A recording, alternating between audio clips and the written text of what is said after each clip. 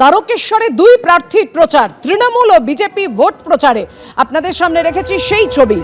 চৌতারা মাঠপাড়া এলাকায় প্রচার বিজেপি প্রার্থী সন্তু পানের। তিনি অভিযোগ করছেন 15 বছরে তারকেশ্বরে কিছুই হয়নি, এভাবে আক্রমণ শানালেন। তালপুরে টোটো নিয়ে প্রচার করলেন তৃণমূল প্রার্থী রামেন্দু সিংহ রায়। কাজের খতিয়ান দিয়েছি, বাকি কাজও করব, পাল্টা রবীন্দ্র।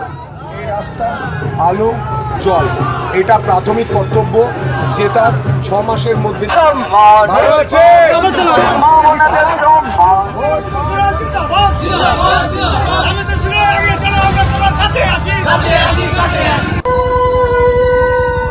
বুলডোজার নিয়ে মিছিল করে এবার মনোনয়ন দিতে গেলেন বিজেপি প্রার্থী। দক্ষিণ দিনাজপুরের বুনিয়াদপুরে মিছিলে সুকান্ত মজুমদারও।